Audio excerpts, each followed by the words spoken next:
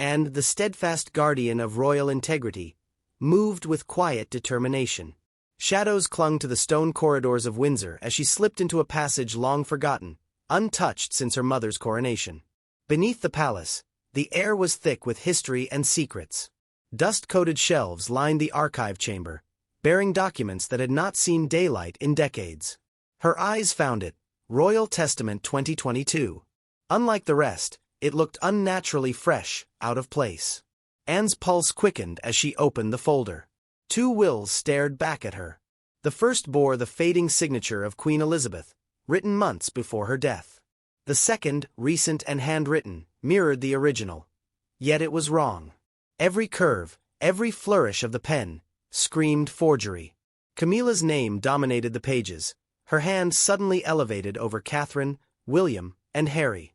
Estates, privileges, heirlooms, everything tilted in her favor. Anne's hands shook with fury, not fear. Her mother had never played favorites. The Queen's balance had been sacred. A shuffle in the dark startled her. A shadow loomed. It was Camila, pen in hand, poised like a dagger. "I was only making sure everything was prepared," Camila said, calm and rehearsed, her sly smile hiding danger. Anne's voice cut through the tension, sharp and unwavering. "Misunderstood? You're standing here over my mother's will. This isn't confusion. This is tampering." Camila's composure flickered only for a moment, her voice measured, her words rehearsed. "I was preserving her true wishes. Private changes she never finalized." Anne's eyes fell on the document. Wet ink gleamed, a perfect, flawless signature. Elizabeth could not have written this. It was a forgery, and the truth was undeniable. Before Anne could act, a royal officer appeared.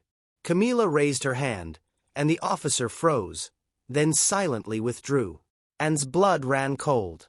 Camila's influence over the palace was deeper than anyone imagined. Determined, Anne sought William first. The moment he saw the documents, fury consumed him. The forged will was more than ink on paper. It was betrayal, rewriting history in Camila's favor. "She's rewriting history out of greed," William said, his voice a storm. "This will never stand." Camila's entrance, calculated and poised, only fueled William's rage. Every scheme, every shadow of favoritism, exploded in the vault. And intervened, urging composure, but William's verdict was clear. Fraud belonged to Scotland Yard, not Buckingham Palace. Charles, and discovered, held a sealed envelope in his trembling hands, the Queen's final message. It was to be opened only by her successor. The contents were devastating. Catherine named symbolic heir, Camila left out entirely. Proof of the Queen's intent confirmed Anne's suspicions. But another envelope emerged, hidden for emergencies, and retrieved it from the archives. Inside was the unsigned genuine will, weeks old, revealing Catherine as sole heir to the Queen's personal jewels and Camila stripped of all independent power.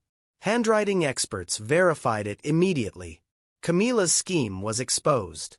Her leaked forged will ignited tabloid chaos, social media uproar, and public outrage. She was no longer a misunderstood consort. She was the architect of betrayal. Then, a deeper secret surfaced, and found a hidden cassette. Queen Elizabeth's voice. Calm, intimate, chilling, it revealed Camila's ambition and confirmed Catherine's destiny, echoing the promise made to Diana decades before. The Queen's words were a command, a warning, and a prophecy.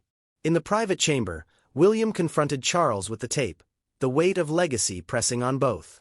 "If you don't act, I will," William declared, unflinching. Buckingham Palace announced the rightful will, restoring order. Camila retained only a ceremonial title. Catherine's legitimacy was solidified. Yet Anne's vigilance uncovered one final secret, a diary entry dated the night Diana died. Queen Elizabeth's words revealed warnings, confessions, and a guiding hand for Catherine's future. "Beware those who rewrite history," it concluded, underlined twice. The monarchy had survived betrayal, but the warning was clear: history must remain untarnished.